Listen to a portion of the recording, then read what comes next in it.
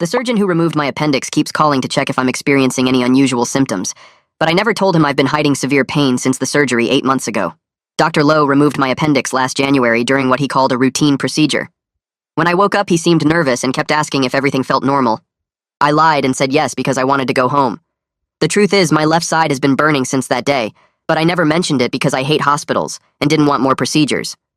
I've been taking leftover painkillers from my wisdom teeth removal and telling my wife Grace the pills are just vitamins. She believed me until last week when she found the empty bottles hidden in my gym bag. That's when everything started unraveling. Grace forced me to see our family doctor, who ordered a CT scan immediately. The radiologist took forever reviewing the images, then called in 2 other doctors to look. They kept pointing at something on the screen and whispering. Finally, they told me there was a surgical clip placed somewhere it shouldn't be, and some unusual scarring near my kidney. They asked who performed my appendectomy, and when I said Dr. Lowe at Regional Medical, they exchanged looks. The radiologist said I needed to get my surgical records immediately. At the hospital records department, the clerk got flustered when she pulled up my file. She said there was a discrepancy and needed to get her supervisor. The supervisor came out holding 2 different surgical reports with my name but different dates. One from January when I had my surgery, and another from 3 days later. The second report was signed by Dr. Lowe, but for a completely different patient named Roy, who was 73 years old. Somehow, both reports were filed under my patient number. The supervisor made copies of everything and kept apologizing, saying this never happens. When I got home, I compared both reports. My report said routine appendectomy with no complications. Roy's report described emergency surgery to repair a perforated bowel caused by accidentally nicking the intestine during an appendectomy 3 days prior. The dates lined up exactly. Roy had his appendix removed the same day as me. According to his report, Dr. Lowe had to go back in to fix his mistake. But here's what made my blood run cold. Roy's surgical report mentioned removing a damaged section near the left kidney that had been compromised by infection from the perforated bowel, the exact area where I've been having pain. I looked up Roy's full name from the report and found his obituary. He died 2 weeks after his second surgery from complications related to sepsis. His family had started a memorial fund for surgical safety awareness. His daughter Melissa ran the fund's website with a section about preventing medical errors. I reached out to Melissa pretending to be interested in donating. She told me her father went in for simple appendix removal, but the surgeon made an error that led to multiple organ failure. She said they considered legal action, but Dr. Lowe claimed Roy had underlying conditions that complicated the surgery. The hospital settled quietly with the family for an undisclosed amount. Melissa mentioned something odd, though. The hospital had initially given them the wrong surgical records with someone else's name. They had to fight for months to get Roy's actual files. She said the other patient was in their 30s and had surgery the same day. That was me. After talking to Melissa, I pulled up Dr. Lowe's surgery schedule from January. The hospital posts general schedules online for transparency. He had 3 appendectomies scheduled that day. Mine at 8 a.m., Roy's at noon, and another patient at 4 p.m. But the surgical notes in my file showed my procedure lasted 4 hours. A normal appendectomy takes maybe an hour. The timeline didn't make sense unless my surgery ran into complications he never documented. I started getting calls from Dr. Lowe's office 2 days after my CT scan. First, his nurse called saying the doctor wanted to schedule a follow-up to check on my healing. Then Dr. Lowe himself called 3 times, leaving messages about wanting to review my post-operative progress. His voice sounded strained. He mentioned he could fit me in after hours, or even meet outside the office if that was more convenient. Yesterday, I got a certified letter from Dr. Lowe's personal attorney, not the hospital's legal team. The letter said there had been an administrative error with my surgical records that needed correction. It included a document for me to sign acknowledging the error was clerical and didn't affect my care. At the bottom was a standard release of liability form. They offered me $15,000 to sign it. I drove to the hospital and requested Roy's complete medical records using a form Melissa had sent me. She'd added me as an authorized family friend for the memorial fund, which gave me access. The records showed Roy and I had the same anesthesiologist and surgical team. But the nursing notes mentioned Dr. Lowe seemed disoriented after my surgery and asked for the wrong instruments during Roy's procedure. One nurse wrote that he called Roy by my name twice. The last page had a handwritten note from a surgical resident. It said Dr. Lowe had complained of a migraine during my surgery, but refused to stop. The resident documented that the doctor's hands were shaking, and he seemed confused about which side the appendix was on. He'd started the incision on the left before correcting himself. That's exactly where my pain is. This morning, Dr. Lowe showed up at my house. I stand frozen at my front window watching Dr. Lowe get out of his car in my driveway. His hands are shaking as he smooths his shirt. Grace is at work and won't be home for 3 hours, leaving me alone to face whatever he's about to say or do. My phone sits on the coffee table behind me. I grab it and open the voice recorder app before walking to the front door. I set the phone down on the entry table inside with the microphone facing out. The recording starts. I open the door before he can knock because I don't want the neighbors seeing a confrontation on my porch. Dr. Lowe looks terrible up close with dark circles under his eyes and sweat on his forehead despite the cool morning air. His shirt collar is crooked, and there's a coffee stain on his sleeve. He tries to smile, but it comes out wrong, more like a grimace. He starts talking fast about how the records mix-up was a clerical error, and he just wants to make sure I'm healing properly from my routine surgery. His voice cracks when he mentions routine, and I notice he keeps glancing at my left side where the pain has been burning for 8 months. He's breathing hard like he ran here instead of driving. I step back slightly and position myself so his voice will carry clearly into the house where my phone is recording everything. He keeps talking, saying the hospital made a filing mistake with patient numbers, and it's all being corrected now. His eyes dart around like he's checking if anyone else is home. I tell him I know about Roy and the perforated bowel and the second surgery 3 days after mine. His face goes completely white, and he actually stumbles backward off my front step, catching himself on the porch railing. He opens his mouth, but nothing comes out at first. Then he starts shaking his head, saying, "No, that's not what happened. There's been a misunderstanding." But his voice is shaking worse than his hands now. I tell him I have Roy's complete medical records. I tell him I know about the migraine during my surgery and the confusion about which side the appendix was on. I tell him I know he started the incision on the left before correcting himself. That's exactly where my pain is. Doctor. Lowe's legs seem to give out, and he sits down hard on my front step. He puts his head in his hands. When he looks up, his eyes are red. He admits he made a mistake during my appendectomy, but says he corrected it immediately and there was no lasting damage. I lift my shirt to show him the exact spot where I've had constant pain for 8 months. I point to the area near my left kidney where the burning never stops. He can't meet my eyes when he sees where I'm pointing. He stares at the ground instead. Then he starts talking faster, saying he fixed the problem during the surgery, saying I shouldn't have any pain there, saying maybe it's something else entirely. But his voice keeps breaking. He begs me not to go to the medical board and offers to pay for any treatment I need out of his own pocket. He says he'll cover everything, any specialist I want to see, any tests, any procedures. He pulls out his wallet like he's going to give me cash right now. When I ask him about Roy, he breaks down crying on my porch. He's actually crying, tears running down his face. He says that was different because Roy had underlying conditions that complicated everything. He says Roy was old and had a weak immune system, and the infection spread too fast. He says there was nothing he could have done differently with Roy. But I saw the nursing notes about him calling Roy by my name during the surgery. I saw the resident's documentation about his hands shaking. He keeps wiping his face with his sleeve and trying to compose himself. He stands up and moves closer to me, still talking about how he can make this right. He says he has connections with the best surgeons in the state. He says he can get me appointments that normally take months. He says he'll personally oversee my care going forward. His voice is getting desperate now, almost pleading. I keep my position in the doorway where my phone can pick up every word. Grace's car pulls into the driveway. Dr. Lowe turns around and sees her getting out. She looks confused, seeing him on our porch. She walks up fast, asking what's going on. Dr. Lowe starts talking even faster now, saying he just stopped by to check on my recovery, saying he's been concerned about my healing. Grace looks at me, and I can see she knows something is very wrong. Dr. Lowe keeps making promises about covering my medical expenses forever, about getting me the best care, about making sure I'm completely healthy.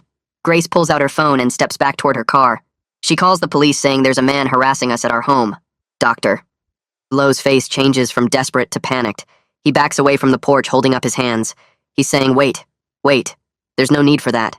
He gets in his car and drives away fast, tires squealing slightly as he turns out of our driveway. Grace comes up to the porch asking me what just happened. I tell her to come inside. 20 minutes later, the police arrive.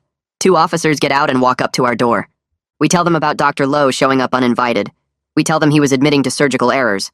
We tell them he was trying to pay us to keep quiet. The older officer writes everything down in a small notebook. The younger one keeps asking questions about the surgery and what Dr. Lowe said exactly.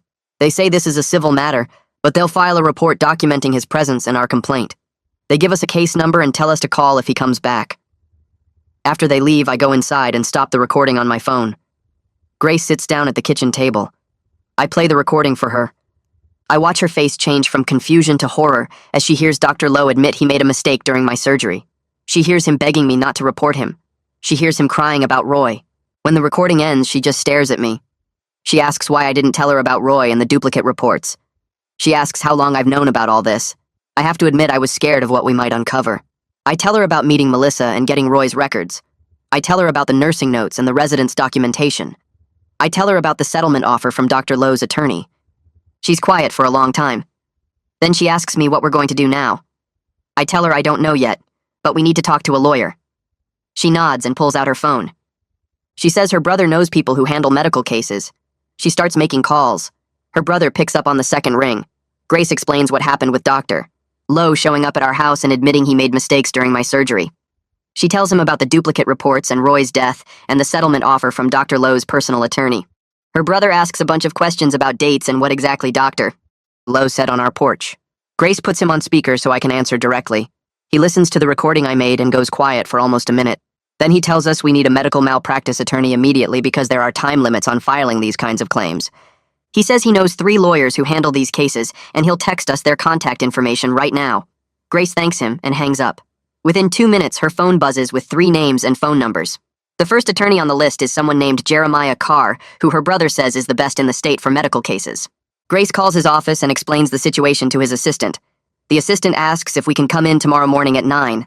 Grace says yes before even checking with me. We arrive at Jeremiah's office building downtown and take the elevator to the 4th floor. His assistant leads us to a conference room with a long table covered in legal pads and folders. Jeremiah walks in 5 minutes later carrying a laptop and a cup of coffee. He's younger than I expected, maybe 40, wearing a suit but no tie. He shakes both our hands and sits down across from us. I start explaining everything from the beginning, but he stops me and asks if I brought copies of the documents. I pull out the folder with the duplicate surgical reports, Roy's complete medical records, the nursing notes, the residence documentation about Dr. Lowe's migraine, and the settlement offer from Blake Thurman. Jeremiah spreads everything across the table and starts reading. He doesn't say anything for almost 20 minutes. He takes notes on a legal pad and keeps going back to compare the dates on different documents. Finally, he looks up at us and says, "This is one of the clearest cases of medical negligence he's seen in 15 years of practice. The duplicate surgical reports alone prove something went seriously wrong with how the hospital handled both surgeries. Roy's death from complications and the settlement with his family establishes a pattern. The nursing notes and residence documentation about Dr. Lowe being impaired during my surgery are exactly the kind of evidence that wins these cases." Jeremiah asks to hear the recording from our porch. I play it on my phone and he listens without interrupting. When Dr. Lowe's voice comes through begging me not to report him and crying about Roy, Jeremiah writes something on his legal pad and circles it 3 times. Jeremiah explains that Dr. Lowe probably nicked something during my surgery when he was confused and made the incision on the wrong side first. Instead of documenting the error and getting help, he tried to fix it himself while still impaired from his migraine. That's why my surgery took 4 hours instead of 1. The surgical clip near my kidney was likely placed during that undocumented repair attempt. The clip is pressing on tissue it shouldn't be near, which is causing the constant pain I've been hiding for 8 months. The fact that Roy had similar complications 3 hours later during his noon surgery suggests Dr. Lowe was still impaired and making mistakes. The hospital knew about the errors because they had to do emergency surgery on Roy 3 days later to fix the perforated bowel. But instead of reporting Dr. Lowe or investigating what happened during my surgery, they mixed up our surgical reports and settled quietly with Roy's family. Jeremiah says the hospital's quick settlement offer to me proves they know exactly how bad this looks. They're trying to make it go away before I find out the full extent of what happened. Grace asks what happens next. Jeremiah says we need to get a second opinion on my condition from a different surgeon to document the current damage. Then he'll file a formal malpractice claim against both Dr. Lowe and Regional Medical Center. He warns us the hospital will fight back hard because they have a lot to lose if this goes to trial. But he thinks we have an excellent case, and he's willing to take it on contingency, which means we don't pay unless we win. I call a different hospital across town and schedule an appointment with a surgeon Jeremiah recommended. The receptionist says they had a cancellation and can see me tomorrow afternoon. The new doctor's name is someone I don't recognize, which is good because I don't want anyone connected to Regional Medical. Grace takes the afternoon off work to come with me. The new surgeon looks at my CT scan results and asks a lot of questions about where exactly the pain is and how long I've been experiencing it. I tell him the truth this time instead of lying like I did with Dr. Lowe. He examines the area where the pain is worst and presses gently near my left kidney. The pressure makes me wince. He says he wants to order an MRI and some additional scans to see exactly what's causing my chronic pain and whether the surgical clip needs to be removed. He schedules the MRI for 3 days from now. Grace squeezes my hand while the doctor explains the procedure. Walking out to the parking lot, I realize this is the first time since my original surgery that a doctor has actually listened to me and taken my pain seriously. My phone rings while Grace and I are making dinner that night. The caller ID shows a number I don't recognize. I answer, and a woman's voice asks if this is me using my full name. I say yes and ask who's calling. She says her name is Melissa, and she's Roy's daughter. My stomach drops. She asks why I've been looking at her father's memorial fund access logs. I had no idea the website tracked who viewed the records. She says she's been monitoring everyone who accesses Roy's medical information because she suspected the hospital was keeping tabs on her family's case. When she saw my name pop up yesterday, she looked me up and found out I had surgery at Regional Medical the same day as her father. She wants to know what's going on and why I'm interested in her father's death. I tell Grace to keep cooking and I go outside to the back porch. I explain everything to Melissa about my surgery and the duplicate reports and Dr. Lowe showing up at my house. I tell her about the surgical clip near my kidney and the 8 months of hidden pain. I tell her about the nursing notes that mentioned Dr. Lowe calling Roy by my name during his surgery. Melissa is quiet for a long time. Then she starts crying. She says she knew something was wrong with the timeline, but the hospital's lawyers made her family feel crazy for questioning anything. They kept saying Roy's underlying conditions caused the complications. But Roy was healthy before his appendectomy. He played tennis twice a week and had no major health problems. The hospital wore her family down until they accepted the settlement just to make it stop. I meet Melissa at a coffee shop 2 days later. She's younger than I expected, probably early 30s, wearing jeans and a sweater. She's carrying a thick folder under her arm. We sit at a corner table away from other people. I show her copies of the duplicate surgical reports and play the recording of Dr. Lowe's confession on my porch. She listens with her hand over her mouth.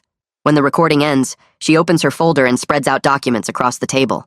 She's been quietly documenting everything about her father's case for the past 8 months, even though the settlement included a strict non-disclosure agreement. The NDA prevents her family from discussing the case publicly or talking to the media. But Melissa says she couldn't just let it go. She knew other victims might come forward eventually, and she wanted to be ready with evidence. She shows me her father's complete surgical timeline, with notes about every inconsistency she found. She has copies of emails between the hospital's legal team and her family's attorney. She has records of every phone call and meeting. She's been building a case file in secret, hoping someone else would step forward. Seeing all her documentation laid out makes me realize how much work she's put into this. She says she's relieved someone finally came forward because it means her father's death might actually lead to changes that prevent other families from going through the same thing. The MRI appointment arrives and I spend 45 minutes lying completely still inside the machine while it makes loud banging noises. The technician gives me earplugs, but I can still feel the vibrations through my whole body. Grace waits in the lobby reading a magazine. After the MRI, they do 2 more scans with different machines. The whole process takes almost 3 hours. The new surgeon's office calls me the next morning and asks if I can come in that afternoon to review the results. Grace leaves work early again and meets me at the hospital. The surgeon pulls up the MRI images on his computer screen and points to several areas near my left kidney. He says there's significant scar tissue that shouldn't be there, and the surgical clip is pressing against tissue it shouldn't be near. The clip appears to be holding together a repair that was never documented in my surgical records. He says I need corrective surgery soon because the current situation could lead to kidney damage if left untreated. The scar tissue is already affecting kidney function, and the pressure from the clip is getting worse. He can schedule the surgery in about 3 weeks. Grace asks if waiting 3 weeks is safe, and he says yes, but we shouldn't delay longer than that. I sign the consent forms right there in his office. Jeremiah files the formal medical malpractice claim against Dr. Lowe and Regional Medical Center the next day. He calls me that evening to say the paperwork has been submitted to the court and served to both defendants. He warns me to expect contact from the hospital's legal team very soon. They'll try to settle before things escalate further. He's right. 2 days later, I get a call from an attorney representing Regional Medical Center. The attorney says they'd like to meet and discuss a resolution. His voice is smooth and professional, like he does this every day. He suggests we meet at the hospital's administrative offices tomorrow morning. I tell him I need to check with my attorney first. Jeremiah says he'll come with me to the meeting and tells me not to agree to anything without talking to him first. Grace takes time off work to come too, because she doesn't want me facing the hospital's lawyers without support. We arrive at Regional Medical Center and follow signs to the administrative wing. A receptionist leads us to a conference room with windows overlooking the parking lot. The hospital's attorney is already there with 2 other people in suits. Everyone shakes hands and sits down. The attorney starts by saying the hospital regrets any confusion about my surgical records and wants to resolve this matter quickly. He slides a document across the table. The offer is for $75,000 to settle immediately, with a non-disclosure agreement attached. The amount is significantly more than Dr. Lowe's personal offer of $15,000, but it still feels wrong. Jeremiah picks up the document and reads through it carefully. The NDA would prevent me from discussing my surgery or the settlement with anyone except immediate family. I couldn't talk to other potential victims or share information about what happened. Grace looks at me, and I can tell she's thinking the same thing I am. This is exactly what they did to Melissa's family. They're trying to bury the evidence and make sure no one else finds out about the pattern of negligence. Jeremiah leans back in his chair and taps the hospital's settlement document with his pen. He says the $75,000 offer is insulting, given what we've uncovered about Roy's death and the pattern of negligence. His voice is calm, but there's anger underneath when he explains that Roy died from the exact same kind of surgical error I survived. The hospital knows we have evidence of multiple cover-ups, including the duplicate surgical reports and the missing documentation about complications during my procedure. He tells us the quick settlement offer means they're scared of what a full investigation might reveal about how many other patients Dr. Lowe hurt. Grace squeezes my hand and asks what he thinks my case is actually worth. Jeremiah says with Roy's death establishing negligence and the documented cover-up of surgical errors, we're looking at significantly more than $75,000. He recommends we reject their offer and push for a complete audit of all Dr. Lowe's surgical cases from the past 3 years. The hospital will fight that hard because they know what we'll find. I leave Jeremiah's office with copies of everything we've discussed and drive straight to the hospital parking garage. I sit in my car for 20 minutes working up the courage to call the surgical resident whose name was on that handwritten note about Dr. Lowe's migraine. Her number is in the hospital directory as part of the surgical department contact list. When she answers, I tell her my name and that I was Dr. Lowe's patient last January. There's a long silence before she asks how I got her number. I explain I have copies of the surgical notes, including her documentation about Dr. Lowe's condition during my procedure. She says she can't talk about patient cases and starts to hang up. I tell her I know she wrote that Dr. Lowe was shaking and confused about which side my appendix was on. Another silence. Then she asks what I want. I say, I just want to understand what happened during my surgery and why I've been in pain for 8 months. She tells me she gets off shift at 7 and agrees to meet me at a coffee shop 3 blocks from the hospital. Grace texts asking where I am, and I tell her I'm running errands. I hate lying to her again after everything, but I need to hear what Valerie has to say before I involve Grace in more of this investigation. The coffee shop is nearly empty when I arrive at 7:15. Valerie walks in wearing scrubs with her hospital badge still clipped to her shirt. She looks younger than I expected, maybe 30. With dark circles under her eyes like she hasn't been sleeping well. She orders black coffee and sits across from me in a corner booth. I thank her for meeting me, and she immediately says she could lose her job for talking to me about Dr. Lowe. I slide copies of her surgical notes across the table and tell her I already have everything she documented. She stares at the papers and her hands start shaking. She says she's been carrying guilt about my surgery since the day it happened because she knew Dr. Lowe shouldn't have been operating. He complained about a severe migraine before we even started, and she could see he was disoriented when he scrubbed in. She asked the charge nurse if they should postpone, but Dr. Lowe refused because he was already behind on his surgical quota for the month. Valerie's voice drops to almost a whisper when she describes what happened in the operating room. She says Dr. Lowe's hands were shaking so badly the scrub nurse had to steady his wrist during the initial incision. He started cutting on my left side before the anesthesiologist reminded him the appendix is on the right. She documented everything in her notes because she was terrified something would go wrong. When the surgery took 4 hours instead of 1, she knew there had been complications Dr. Lowe wasn't admitting to. She filed her notes with the surgical records like she was supposed to, but the next day the chief of surgery called her into his office. He told her Dr. Lowe was an important surgeon who brought significant revenue to the hospital. He said her notes about the migraine and confusion were subjective observations that could damage Dr. Lowe's reputation unfairly. He strongly suggested she keep quiet about what she witnessed unless there was a formal investigation. She was only 6 months into her residency and terrified of losing her position, so she stayed silent. Now she looks at me with tears in her eyes and says she's sorry she didn't speak up sooner. I drive home feeling sick about what Valerie told me, but also relieved to finally understand why I've been in pain. Grace's car is already in the driveway when I pull up. I walk in expecting her to be making dinner, but instead she's sitting at the kitchen table with papers spread out in front of her. She looks up at me and asks where I've really been for the past 3 hours. My stomach drops because I can tell from her face she knows I've been lying. She holds up her phone showing a text from Melissa, asking if I got useful information from my meeting with the surgical resident. I forgot Melissa and I have been texting about the case, and Grace has access to my phone through our shared cloud account. Grace's voice is shaking when she asks why I'm still keeping secrets after everything we went through with the hidden painkillers. I try to explain I was just trying to protect her from more stress, but she cuts me off. She says she thought we were partners in this investigation, but I've been secretly meeting with Valerie and Melissa without telling her what I'm learning. Her eyes are red and I realize she's been crying. She asks if I'm ever going to trust her enough to include her in the important parts of my life, or if I'm always going to handle everything alone. I sit down across from Grace and tell her she's right. I apologize for meeting with Valerie without telling her and promise I won't keep anything from her anymore. She wipes her eyes and says she needs me to prove that with actions, not just words. I pull out all the notes from my meeting with Valerie and spread them on the table. I explain everything Valerie told me about Dr. Lowe's migraine, the shaking hands, the wrong side incision, and the chief of surgery ordering her to stay quiet.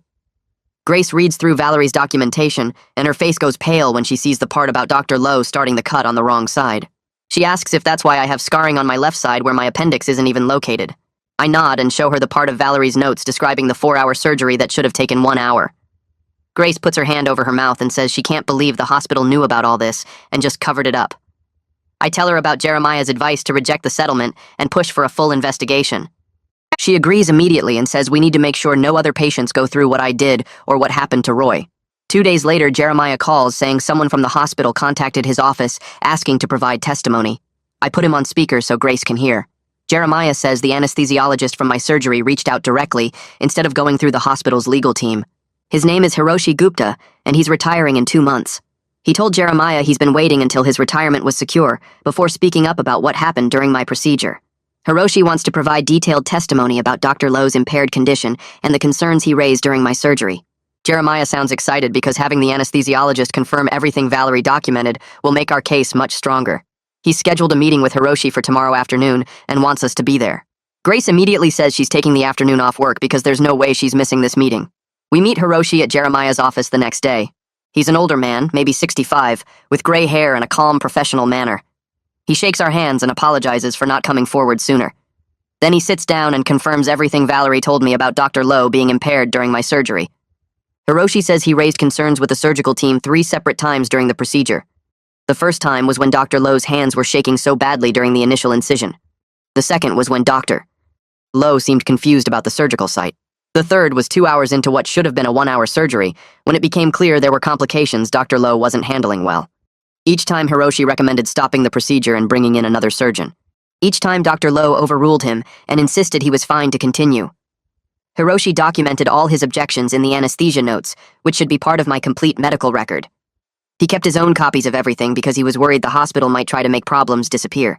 Jeremiah immediately requests my complete anesthesia records from the hospital through a formal legal demand.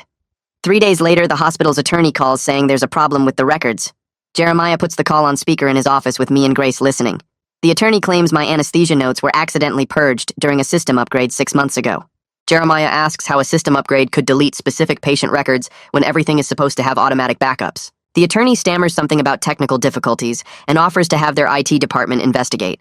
Jeremiah tells him not to bother because we already have copies of the anesthesia notes directly from Hiroshi. There's dead silence on the phone before the attorney says he'll need to call back after consulting with his clients. Hiroshi's copies show he documented his concerns 3 times during my surgery, exactly like he told us.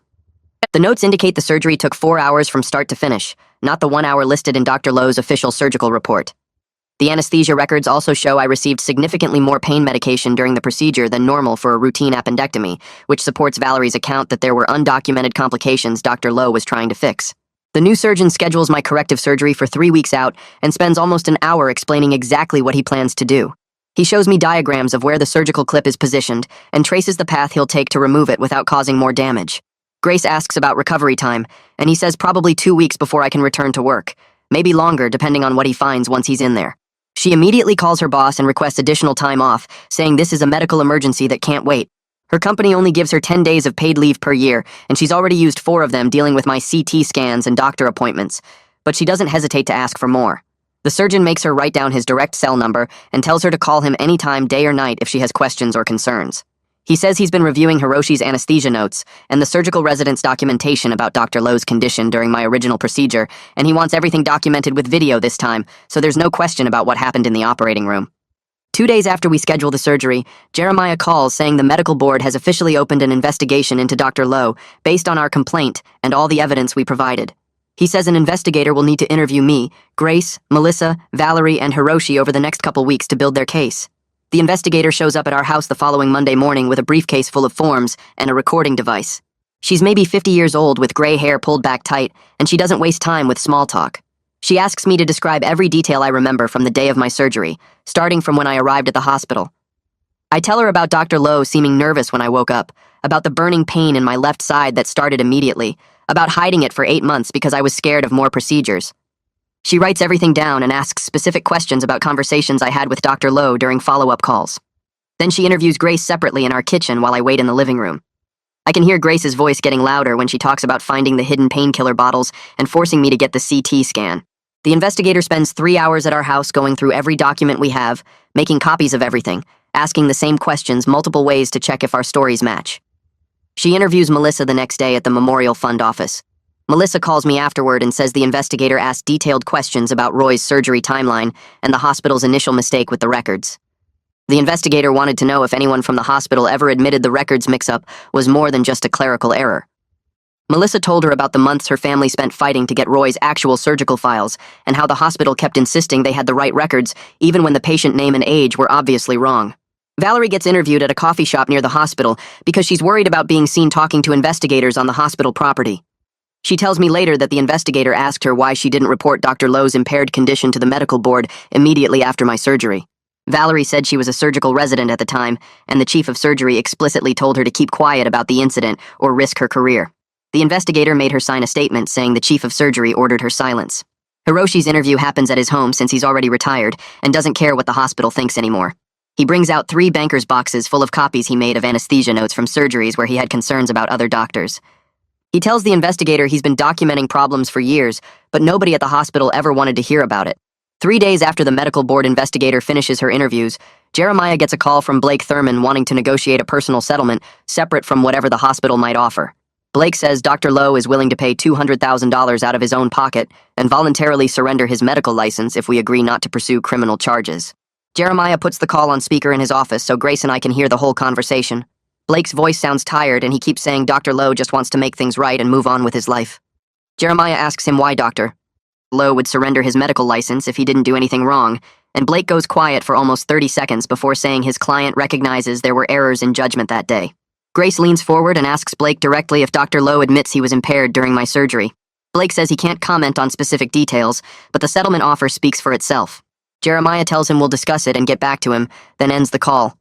After Blake hangs up, Jeremiah explains that we can't actually pursue criminal charges ourselves because that's not how the system works. The state attorney's office would have to decide whether to bring criminal charges based on evidence of fraud or negligence that rises to criminal level. But the fact that Blake is offering license surrender suggests Dr. Lowe knows his career is finished regardless of what we decide to do. Jeremiah says the $200,000 offer is significant money, but it's also an admission that Dr. Lowe did something seriously wrong during my surgery. Grace asks if accepting the money would prevent the medical board from taking action against Dr. Lowe. Jeremiah says no. The medical board investigation is completely separate from any private settlement we might reach. The board will make their own decision about his license based on their findings. I tell Jeremiah I want to wait until after my corrective surgery to make any decisions about settlements because I still don't know the full extent of the damage Dr. Lowe caused. The hospital's legal team calls Jeremiah 2 days later and increases their settlement offer to $300,000. They're still requiring a non-disclosure agreement that would prevent us from discussing the case publicly or helping other potential victims come forward. Jeremiah reviews the new offer with us in his office and says this amount is much closer to fair value for what we've been through. But he's clearly bothered by the NDA requirement.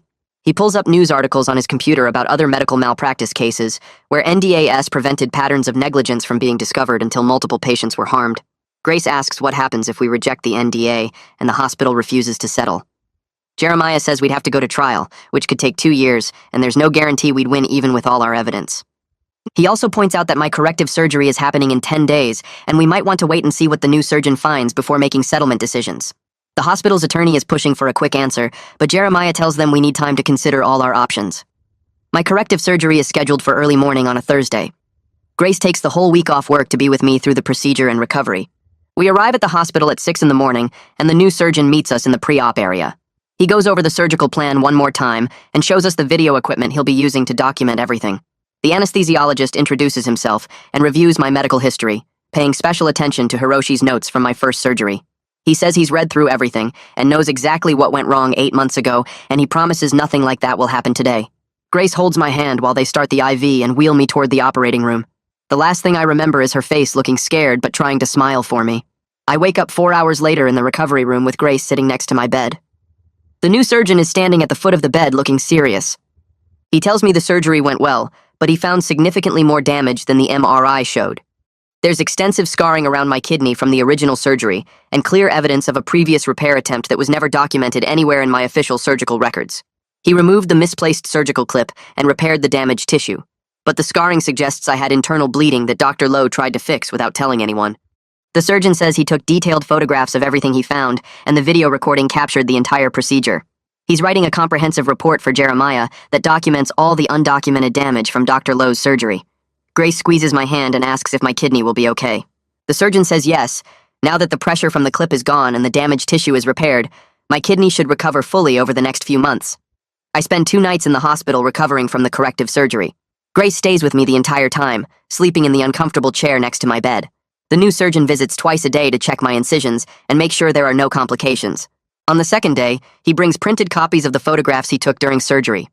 The images show thick scar tissue wrapped around my kidney and the surgical clip embedded in tissue where it absolutely should not have been. He points out areas of old damage that clearly resulted from bleeding that was stopped but never properly repaired. He says he's never seen a case quite like this where a surgeon caused damage, attempted a repair, and then documented none of it. He's sending his complete report with all the photographs to Jeremiah by the end of the week. While I'm still in the hospital recovering, Jeremiah calls Grace to say 2 more former patients of Dr. Lowe contacted his office after hearing about the medical board investigation. Both patients had complications from appendectomies performed by Dr. Lowe within the past 2 years. Both were offered quick settlements with non-disclosure agreements that prevented them from discussing their cases or warning other patients. One of them ended up needing a second surgery to fix problems from Dr. Lowe's original procedure, just like Roy did. The other patient has chronic pain similar to what I experienced, but was told by Dr. Lowe that it was normal post-surgical discomfort that would eventually go away. Jeremiah says these new cases establish a clear pattern of negligence and cover-ups. He's documenting everything and plans to share the information with the medical board investigator. Grace spends hours on her laptop researching Dr. Lowe's surgical history while I'm sleeping off the pain medication. She finds public records of malpractice settlements and uses the information from Jeremiah's new clients to search for similar cases. What she discovers makes her actually gasp out loud, which wakes me up. Dr. Lowe has had an unusually high complication rate for routine procedures over the past 3 years compared to other surgeons at Regional Medical. She finds records of at least 6 settlements in cases involving his surgeries, though the details are sealed because of the NDAs. She also discovers that his surgical volume increased dramatically 3 years ago when the hospital promoted him to head of general surgery. The higher volume meant more revenue for the hospital, which probably explains why they didn't look too closely at his complication rate. Grace prints out everything she finds and adds it to the growing file of evidence we're building against Dr. Lowe and the hospital. The medical board investigator calls Jeremiah on my 3rd day home from the hospital. She says they've found evidence of multiple unreported complications in Dr. Lowe's surgical cases going back at least 3 years. The hospital knew about the pattern because their internal quality review board flagged his cases twice for having complication rates above normal ranges. But instead of restricting his surgical privileges or requiring additional oversight, the hospital allowed him to continue operating because he was bringing in significant revenue from his high surgery volume. The investigator found internal emails where hospital administrators discussed Dr. Lowe's complication rate and decided the settlements were cheaper than losing his surgical income. She says this information changes everything because it shows the hospital actively chose profit over patient safety. Jeremiah asks if this means criminal charges are possible. The investigator says she's referring her findings to the state attorney's office for review, and they'll decide whether the evidence supports criminal fraud charges against both Dr. Lowe and hospital administrators. Melissa calls me 2 days after her conversation with Jeremiah's investigator. Her voice sounds different from before, stronger and more determined. She tells me her family held an emergency meeting with their attorney about the NDA they signed when they settled Roy's case. Their lawyer reviewed all the documents and discovered something important in the fine print. The hospital's settlement agreement included a clause requiring them to disclose any known pattern of similar incidents, and they never mentioned the other victims or Dr. Lowe's history of complications. Their attorney argues this means the hospital committed fraud when they negotiated the original settlement, which makes the entire NDA invalid and unenforceable. Melissa says her family voted unanimously to go public with Roy's case despite the risks. They're holding a press conference next week to share what happened to her father and how the hospital tried to hide the truth. She asks if I want to be there, but I tell her I need to check with Jeremiah first about how this affects my case. Grace sits next to me on the couch while I relay everything Melissa said. She grabs my hand and squeezes it hard, and I can feel her shaking with anger about how many people the hospital hurt while hiding behind legal agreements. I call Jeremiah immediately, and he answers on the first ring. Before I can explain why I'm calling, he tells me a reporter from the local news station contacted his office this morning, asking questions about Dr. Lowe and Regional Medical's surgical complication rates. The reporter somehow found out about the medical board investigation and wants to interview victims who are willing to speak on camera. Jeremiah says the reporter specifically mentioned my name, which means someone leaked information about my case to the media. He advises me to decline any interview requests until after we settle with the hospital, because talking publicly could complicate negotiations and potentially reduce our settlement amount. I tell him about Melissa's family breaking their NDA and going public next week. Jeremiah goes quiet for a long moment, then says, "This changes everything about our timeline and strategy. If Melissa's family goes public first, the hospital will panic and might offer us a better settlement to prevent more victims from coming forward. But if I give an interview before we settle, the hospital might dig in and refuse to negotiate, forcing us into a long trial that could take years." I ask him what he thinks I should do, and he says the smart move legally is to stay quiet and let Melissa's family take the lead while we negotiate behind the scenes. But he also says he understands if I feel obligated to warn other patients about Dr. Lowe, even if it costs me money in the settlement. Grace takes the phone from me and asks Jeremiah directly whether speaking out would hurt our case. He tells her it depends on how the hospital reacts, but most likely they would see it as a hostile act and become less willing to settle quickly. She thanks him and hangs up, then looks at me with tears in her eyes. She says she wants justice for what happened to me, but she also wants to make sure no one else gets hurt by Dr. Lowe. We both know we're stuck between protecting ourselves financially and doing what might help other victims. The hospital's legal team calls Jeremiah the morning after Melissa's family announces their press conference. He puts them on speaker so Grace and I can listen from his office. The lead attorney sounds frantic and keeps talking over herself about wanting to resolve my case quickly before things escalate further. She offers us $500,000 with no NDA requirement, which is almost double their previous offer. The only condition is that we settle within 48 hours before Melissa's press conference happens. Jeremiah asks why they're suddenly so generous, and the attorney admits they're concerned about media attention bringing more victims forward. She says the hospital wants to demonstrate good faith by settling fairly with victims who were harmed, and they're willing to pay significantly more to avoid a public trial. Jeremiah tells them we need time to discuss the offer, and he'll call back tomorrow with our answer. After he hangs up, he leans back in his chair and lets out a long breath. He says this is an excellent settlement that would cover all my medical expenses, compensate us for what we've been through, and still allow us to speak publicly about our experience if we choose. The lack of an NDA means we wouldn't be silenced like Roy's family was. But he also warns us that accepting any settlement means giving up our right to a trial, which would expose everything publicly and potentially lead to criminal charges against hospital administrators. Grace and I spend the entire evening sitting at our kitchen table, discussing whether to accept the settlement or push for a trial. She makes a list of pros and cons on a legal pad, writing down every argument we can think of on both sides. The money would be life-changing for us and would cover the costs of my corrective surgery, plus compensate us for the 8 months of pain I endured. We could pay off our mortgage and finally take the vacation we've been planning for years. But a trial might prevent future victims by forcing the hospital to admit publicly what they did and how they covered it up. Grace keeps coming back to the fact that Dr. Lowe is still operating on patients right now, while the medical board investigation continues. She worries that accepting a settlement and moving on with our lives means abandoning other people who might get hurt. I remind her that the medical board investigation will continue regardless of what we decide, and Melissa's family going public will bring attention to the pattern of negligence, even if we settle quietly. She nods, but I can see she's not convinced. We talk in circles for hours without reaching a decision, both of us feeling the weight of choosing between our own financial security and potentially helping strangers we'll never meet. Jeremiah calls us the next morning to discuss the settlement offer one final time before we give the hospital our answer. He walks us through what a trial would actually involve, explaining that it could take 2 to 3 years to reach a courtroom and there's no guarantee we would win or get a better outcome than the current offer. The hospital has unlimited resources to drag out litigation, and trials are emotionally exhausting for everyone involved. He points out that my corrective surgery was successful and I'm healing well, which weakens our case for ongoing damages. A jury might award us less than $500,000 if they decide my injuries weren't severe enough to justify a larger amount. He also reminds us that the medical board investigation will continue regardless of our settlement, which means the systemic issues at Regional Medical will still be addressed through that process.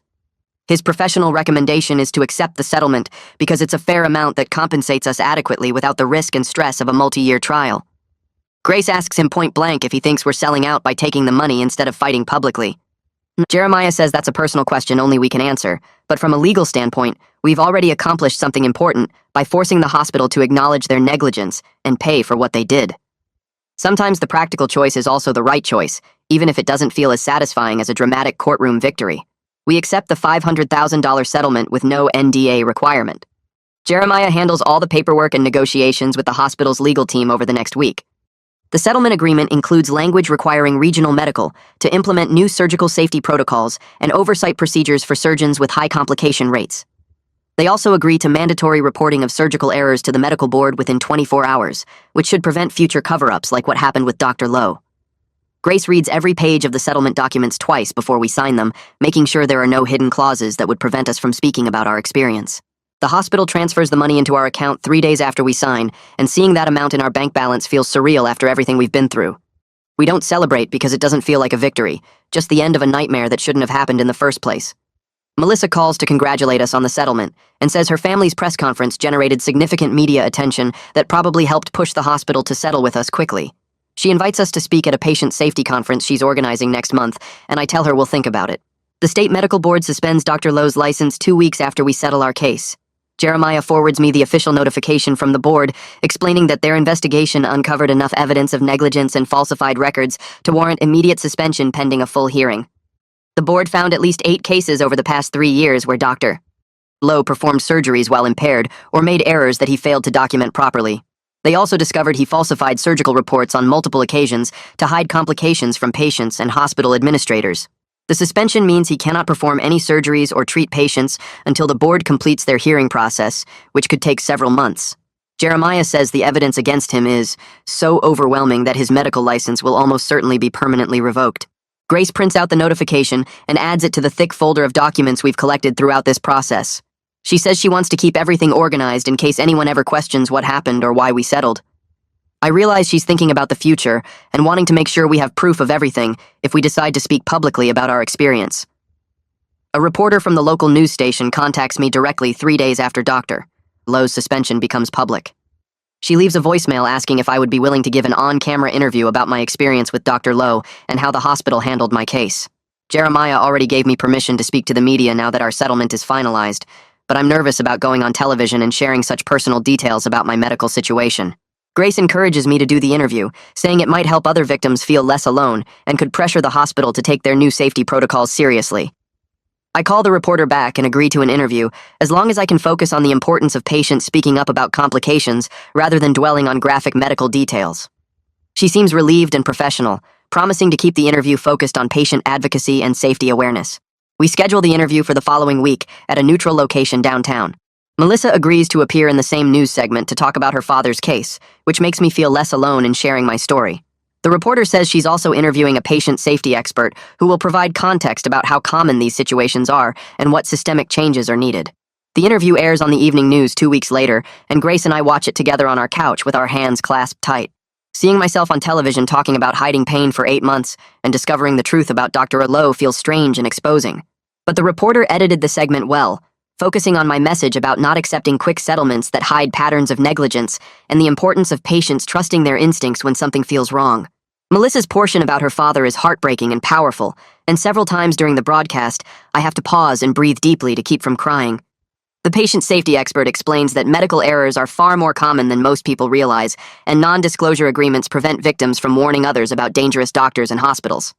Within an hour of the broadcast ending, 3 people contact Jeremiah's office saying they were former patients of Dr. Lowe who had complications from routine surgeries. All 3 were offered settlements with NDAs that prevented them from speaking about what happened. Jeremiah takes their information and promises to review their cases, though he warns them that the statute of limitations might have expired on some claims. Grace gets a text from Melissa saying the Memorial Fund's website crashed from too much traffic after the news segment aired. Apparently, hundreds of people are trying to access information about surgical safety and how to report medical errors. Regional Medical places their chief of surgery on administrative leave the day after our news interview airs. The hospital releases a brief statement saying they're conducting an internal investigation into the handling of surgical complications and patient safety protocols. Grace finds the announcement buried on the hospital's website and reads it out loud to me with obvious satisfaction in her voice. Jeremiah calls later that afternoon to tell us his source inside the hospital says the chief of surgery is the administrator who ordered Valerie to keep quiet about Dr. Lowe's impairment during my surgery. The internal investigation apparently uncovered emails and documents proving he knew about Dr. Lowe's high complication rate for at least 18 months, but chose not to restrict his surgical privileges because Dr. Lowe brought in significant revenue from his high surgery volume. The chief of surgery prioritized money over patient safety, and now the hospital is trying to distance themselves from his decisions by making him the scapegoat. Jeremiah says 2 other administrators are also under investigation for their roles in covering up the pattern of negligence. Grace asks if this means criminal charges are possible, and Jeremiah says the state attorney's office is reviewing all the evidence from the medical board investigation to determine if fraud charges are warranted. He reminds us that our settlement protects us from any further involvement in criminal proceedings unless we choose to cooperate voluntarily. I tell him we'll cooperate fully if it means holding people accountable for what they did. The new surgeon schedules my follow-up appointments every 2 weeks for the first month after the corrective surgery. Each time he checks my kidney function with blood tests and asks detailed questions about my pain levels. I tell him the truth now, because hiding things almost destroyed my kidney and my marriage. The burning sensation in my left side disappears completely after 3 weeks, and I realize how much energy I wasted fighting through constant pain for 8 months. Grace comes to every appointment and takes notes on everything the surgeon says about my recovery timeline. She asks questions I wouldn't think to ask about diet restrictions and activity levels and when I can return to normal exercise. The surgeon says my kidney is healing faster than expected because we caught the problem before permanent damage occurred. He shows us comparison scans from before and after the corrective surgery, pointing out how the pressure from the misplaced clip was compressing tissue that now looks healthy again. Grace squeezes my hand when he says I should make a full recovery with no lasting effects. Grace finds a couples counselor who specializes in medical trauma and trust issues. Our first session happens 3 days after my final follow-up with the surgeon. The counselor's office is in a converted house with comfortable chairs and soft lighting that makes the space feel safe instead of clinical.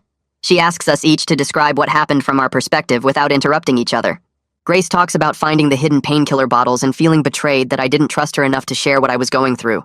I explain how my fear of hospitals made me hide the pain, then how my investigation into the medical records made me keep more secrets because I wanted to protect her from worry. The counselor helps us see how my pattern of hiding things to avoid conflict actually created bigger problems than honesty would have caused. She gives us homework about sharing one difficult truth with each other every day, even if it feels uncomfortable. Grace admits she's scared I'll hide things again when problems come up. I promise to work on trusting her with hard conversations instead of trying to handle everything alone. Jeremiah calls me 6 weeks after we sign the settlement papers. He says 3 of his current clients are struggling to pursue medical malpractice cases because they can't afford the upfront costs for expert witnesses and medical record reviews. Most malpractice attorneys work on contingency fees where they only get paid if they win, but the initial expenses still come from somewhere. He asks if I'd be interested in using part of my settlement money to create a fund that covers these startup costs for patients who can't afford them. I talked to Grace about it that night over dinner. She thinks it's a good way to turn what happened to me into something that helps other people. We decide to put $50,000 into a fund that Jeremiah will manage through his law firm.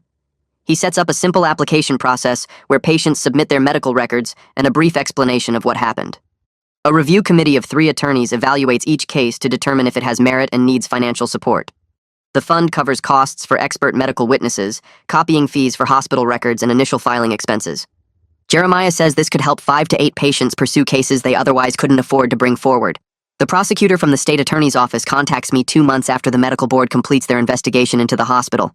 She introduces herself as the lead attorney handling white-collar crime cases and says she's been reviewing all the evidence the medical board collected about falsified records and covered-up complications. She wants to meet with me and Grace to discuss the criminal aspects of what happened with my surgery and the hospital's response. We drive to the state attorney's office downtown and spend 4 hours going through every detail of the case. The prosecutor is particularly interested in the duplicate surgical reports filed under my patient number and the hospital's attempts to get me to sign a liability release before I understood what really happened.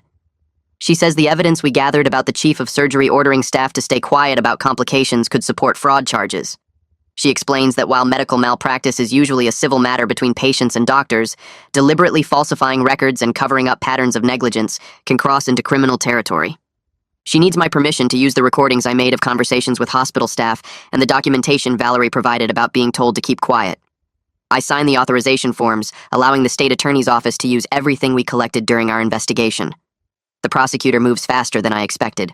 3 weeks after our meeting, 2 police officers arrest Lowe at his home early in the morning. The local news shows footage of him being led out in handcuffs, while his attorney Blake follows behind yelling at the reporters.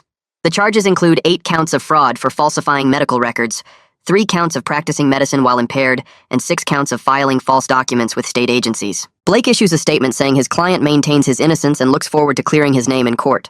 That same afternoon, Blake contacts Jeremiah with a plea deal proposal.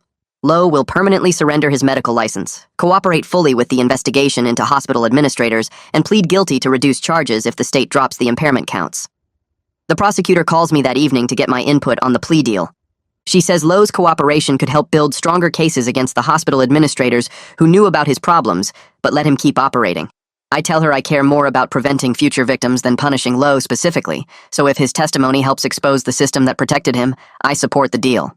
She says she'll recommend the plea agreement to her boss with the condition that Lowe receives actual prison time and not just probation. The hospital fires their chief of surgery the day after Lowe's arrest makes the news. Their public statement says the termination resulted from the internal investigation's findings about failure to properly supervise surgical staff and address documented safety concerns. 2 other administrators are also fired within the same week. One was the risk management director who handled settlement negotiations and insisted on non-disclosure agreements for every case. The other was the medical director who signed off on Lowe's surgical privileges despite multiple complaints from nursing staff about his behavior in the operating room. Jeremiah gets copies of their termination letters through discovery requests in ongoing cases against the hospital. The letters reference specific emails and meeting notes where these administrators discussed Lowe's high complication rate, but decided not to restrict his surgery schedule because he generated significant revenue for the hospital. One email from the chief of surgery to the medical director specifically mentions that Lowe's surgical volume brought in over $2 million annually, and losing that revenue would hurt the department's budget. The email was written 6 months before my surgery, proving they knew about problems long before Roy died. Regional Medical holds a press conference 4 months after my corrective surgery. The new chief of surgery stands at a podium with the hospital's CEO and board chairman. They announce sweeping changes to surgical safety protocols, including mandatory peer review for any surgeon with complication rates above department averages. The new policy requires immediate suspension of surgical privileges for any doctor showing signs of impairment during procedures. They're also banning the use of non-disclosure agreements in any future malpractice settlements, saying transparency serves patient safety better than protecting the hospital's reputation. The CEO specifically mentions that victims who came forward about their experiences prompted these reforms. Grace watches the press conference with me and points out they never actually apologize for what happened, just announced they're making changes going forward. I noticed the same thing, but figure the lawyers probably told them not to admit fault since there are still active lawsuits pending. Jeremiah sends me a text during the press conference saying 3 of his other clients just got significantly better settlement offers from the hospital after this public announcement. A patient safety organization invites Melissa and me to speak at their annual conference 6 months after everything started. The conference brings together doctors, nurses, hospital administrators, and patient advocates to discuss preventing medical errors. Melissa and I prepare a joint presentation about how non-disclosure agreements protect institutions at the expense of future patients. We explain how Roy's family couldn't warn anyone about Lowe's negligence because of their settlement agreement, which meant I had no way to know I was at risk. We talk about how the hospital prioritized protecting their reputation and avoiding lawsuits over fixing the actual problems that were hurting patients. I show the duplicate surgical reports and explain how easy it would have been for the records to stay mixed up forever if I hadn't pushed for answers. Melissa describes fighting for months to get her father's actual medical records, while the hospital kept giving her files from a different patient. We end our presentation by showing the timeline of how many patients were harmed between Roy's death and when the pattern finally got exposed. The audience of about 200 people gives us a standing ovation. 3 hospital administrators approach us afterwards saying they're going to review their own settlement practices after hearing our story. Blake negotiates the final terms of Lowe's plea deal 9 months after my corrective surgery. Lowe pleads guilty to 4 counts of fraud for falsifying medical records and 2 counts of filing false documents. He receives a sentence of 2 years in prison, followed by 5 years of probation. The judge also orders him to pay restitution totaling $300,000 to be divided among his victims based on the severity of harm each person suffered. Lowe stands in court, looking nothing like the confident surgeon who operated on me. He's lost weight, and his hair has gone gray. When the judge asks if he wants to make a statement, he apologizes in a shaky voice to everyone he hurt through his negligence and poor judgment. He says he let his pride and fear of consequences override his duty to his patients. Grace and I sit in the courtroom gallery watching him get sentenced. I don't feel satisfaction or anger, just relief that he can't hurt anyone else. Melissa sits 2 rows behind us with her mother. After the sentencing, we all go to lunch together and talk about how strange it feels to finally have this chapter closed. The medical board publishes their final investigative report 11 months after my corrective surgery. The report is 90 pages long and details every failure in the system that allowed Lowe's negligence to continue for 3 years. They document 23 cases where Lowe had complications during routine procedures, 15 of which resulted in additional surgeries to fix his mistakes. The report shows how the hospital's focus on surgical volume and revenue created pressure on doctors to maintain high case numbers even when they were struggling. It reveals that 4 different nurses filed complaints about Lowe's behavior in the operating room, but those complaints never reached the medical board because the hospital handled them internally. The report includes specific recommendations for every hospital in the state, including mandatory reporting of surgical complications to an independent oversight body and restrictions on how hospitals can use non-disclosure agreements in malpractice cases. The board recommends new legislation requiring hospitals to report any surgeon with complication rates significantly above their specialty average. Grace reads through the entire report and marks sections she thinks are most important. She says the recommendations look good, but wonders if hospitals will actually implement them without being forced to by law. I book a cabin in the mountains for the weekend, 3 hours away from everything that reminds us of hospitals and lawyers and medical records. Grace packs our bags while I load the car, and for the first time in 8 months, I lift the heavy cooler without that sharp burning sensation in my left side. The drive feels different without pain medication making everything fuzzy around the edges. I can focus on the road and actually enjoy the scenery instead of counting minutes until my next pill. Grace keeps looking over at me with this small smile, and halfway through the drive, she reaches across to squeeze my hand. We hike 2 miles to a waterfall on Saturday morning, something I couldn't have done a month ago without needing to stop every few minutes. My body moves the way it's supposed to again, muscles working without that constant interference of pain signals. We sit on the rocks by the water, and Grace tells me she was terrified I might never recover fully, that the damage might be permanent. I admit I had the same fear every single day since the corrective surgery. Sunday morning, we sleep late and make breakfast together in the cabin's tiny kitchen, and I realize this is the first weekend in 8 months where I haven't been secretly managing pain levels or hiding how much I'm hurting. My first day back at the office feels strange after months of working from home during recovery. My coworkers notice immediately that something's different about me. Jennifer from accounting says I look 10 years younger, and JC asks if I've been working out because I seem more energetic. I haven't told most of them about the medical malpractice case or the corrective surgery, just said I had some health issues that are resolved now. During lunch, 3 people comment on how much more engaged I seem in conversations, how I'm not constantly shifting position in my chair or making excuses to leave meetings early. I didn't realize how obvious my pain management had been to everyone around me. My productivity doubles in the first week because I'm not spending half my mental energy dealing with constant burning sensations and planning when I can take my next dose of painkillers. The brain fog that made simple tasks feel overwhelming is completely gone. My boss pulls me aside Friday afternoon and says whatever I did to get healthy, it's made a massive difference in my work performance. I thank him without explaining the full story about surgical negligence and 8 months of secret suffering. The email from Valerie arrives on a Tuesday morning with the subject line, "Good news to share." She writes that the hospital promoted her to attending surgeon last month, and several people told her it was partly because of her willingness to testify about what she witnessed in the operating room. The chief of surgery specifically mentioned her commitment to patient safety during the promotion announcement. She thanks me for giving her the courage to speak up instead of staying quiet like so many residents do when they see problems. Her email says she's been thinking about my case constantly since she gave her testimony, wondering if she should have done more to stop the surgery when she saw how impaired Dr. Lowe was that day. I write back telling her that her documentation saved my case, and possibly my life, that her notes were the evidence that proved everything. She responds within an hour saying she's going to make sure every resident she trains understands they have a duty to speak up when they see dangerous situations, even when it means going against senior surgeons. She asks if she can use my case as an anonymous teaching example in the residency program, and I tell her absolutely yes. Hiroshi's letter arrives in a cream-colored envelope with his return address printed in the corner. The handwriting is shaky but careful, and he starts by saying he's writing this during his final week of practice before retirement. He explains that testifying about Dr. Lowe's impairment during my surgery was the most important thing he did in his last months as an anesthesiologist. The letter describes how he's watched dangerous situations unfold in operating rooms throughout his career, and too often he stayed silent because speaking up seemed too risky for his position. He writes that medical professionals protect each other instead of protecting patients, and it's a systemic problem that destroys lives. His testimony about my case was his way of finally doing what he should have been doing all along. The letter ends with him saying he's glad he could help expose the negligence before he left the profession, and he hopes other doctors will find the courage to speak up earlier in their careers instead of waiting until retirement like he did. I keep the letter in my desk drawer and reread it whenever I need a reminder that some people in the medical system are trying to do the right thing. The Victim Assistance Fund has processed applications from 6 patients in the 3 months since I set it up. 3 of those cases have already settled successfully, with the fund covering expert witness fees and medical record retrieval costs that the patients couldn't afford up front. A woman named Susan sends me a thank you card saying the fund made it possible for her to pursue a case against the surgeon who left a sponge inside her during a routine procedure. Without help covering the initial legal expenses, she would have given up because she couldn't risk losing money her family needed for bills. Her settlement covered her corrective surgery and ongoing medical treatment. Another patient named Thomas emails to say the fund helped him hire the expert witnesses who proved his surgeon operated on the wrong knee, and his case settled for enough money to pay for the revision surgery he needs.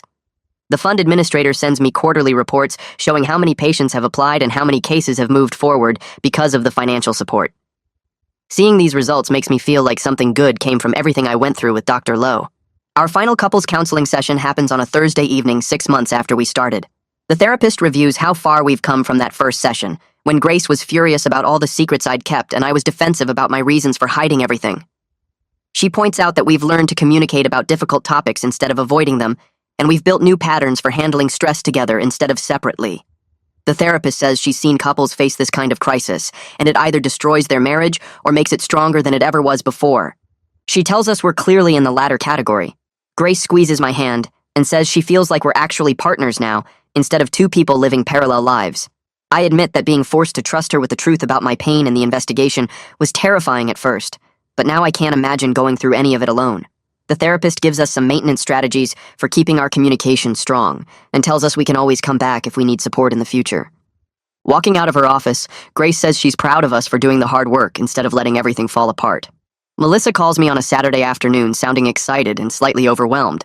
Her family's settlement money allowed them to expand Roy's memorial fund into a full nonprofit organization with a board of directors and paid staff.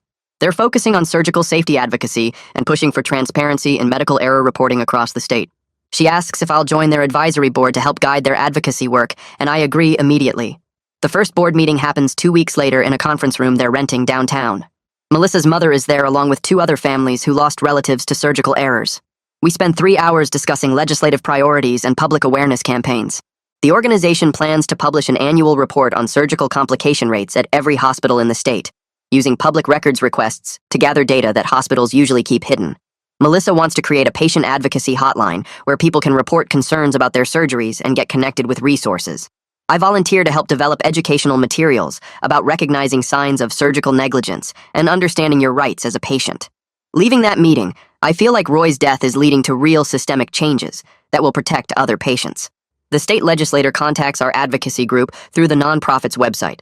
Her email explains that she's been following the news coverage of Dr. Lowe's case and wants to sponsor a bill banning NDAs in medical malpractice settlements statewide. She asks if our organization can help draft legislation that balances patient privacy rights with the need to identify dangerous patterns of negligence. Melissa sets up a meeting at the legislator's office for the following week. We bring examples of how NDAs prevented Roy's family and other victims from warning people about Dr. Lowe's pattern of errors. The legislator takes detailed notes and asks her staff attorney to start drafting bill language. Over the next 2 months, we exchange multiple versions of the proposed legislation, refining the language to close loopholes that hospitals might use. The bill requires hospitals to report settlement patterns to the medical board and prohibits NDAs that prevent patients from discussing their medical care. Hospitals can still protect proprietary business information, but they can't silence patients about what happened in the operating room. The legislator introduces the bill in committee and invites me to testify about my experience. The bill passes the state Senate by a vote of 32 to 8 months after my corrective surgery. The House of Representatives approves it 3 weeks later, with only minor amendments. Melissa and I attend the signing ceremony at the state capitol, where the governor adds the new law to the books with reporters and cameras recording everything. The governor mentions Roy's case specifically and talks about how transparency in medical error reporting will save lives by identifying dangerous surgeons before they hurt more patients. The law takes effect in 90 days, giving hospitals time to update their settlement procedures and notify the medical board about existing patterns. Melissa's mother cries during the ceremony, and afterward she tells me this is what Roy would have wanted his death to mean. The advocacy organization publishes a press release explaining how the new law will work and encouraging patients to report surgical complications without fear of being silenced. Several other states contact us, asking for copies of the legislation so they can introduce similar bills. The letter arrives in my mailbox on a Tuesday with a return address I don't recognize. Inside is a handwritten note from a woman named Sarah, who saw my news interview about the medical malpractice case. She writes that watching me speak publicly about what happened gave her the courage to pursue her own case against a surgeon who made errors during her gallbladder removal. She had been terrified to come forward because the surgeon was well respected and she thought no one would believe her. My willingness to tell my story made her realize she wasn't alone and that speaking up was worth the risk. Her case just settled for enough money to cover the ongoing medical treatment she needs for the complications from her botched surgery. She thanks me for being brave enough to go public when I could have just taken the settlement money and stayed quiet. The letter ends with her saying she's going to use part of her settlement to help other victims find attorneys and medical experts. I add her letter to the folder where I keep Hiroshi's letter and Valerie's emails, reminders that telling the truth about what happened created ripples that reached farther than I expected. Grace and I sit at the kitchen table one Saturday morning looking at our bank account balance with the settlement money finally deposited. She suggests we could finally do the home renovation we've talked about for years, maybe turn the cramped kitchen into something we actually enjoy cooking in, and fix the leaky bathroom that's been driving us crazy since we moved in. I agree immediately, because we need something positive to focus on after everything we've been through with the legal battles and medical procedures. We hire a contractor the following week and spend evenings picking out tile samples and cabinet colors, arguing good-naturedly about whether we should go with white subway tile or the gray hexagon pattern Grace loves. The construction noise and dust become our new normal for 3 months, but watching the house transform into the space we've always wanted gives us something to be excited about together instead of just stressed and angry about medical negligence. 2 years after my original surgery, I stand in our renovated kitchen making coffee and realize the burning pain in my left side is completely gone and hasn't come back. My latest checkup showed no kidney damage, and my doctor says I'm as healthy as someone who never had complications at all. Grace and I are stronger than we were before this nightmare started, because we learned to communicate about hard things instead of me hiding problems until they explode. The advocacy organization Melissa and I built has helped change state laws about medical transparency, and we've assisted dozens of other patients who are being pressured into silence by hospitals offering settlements with gag orders. The system still has major problems and dangerous doctors still slip through sometimes, but we proved that regular people speaking up can create real change when they refuse to stay quiet about what happened to them.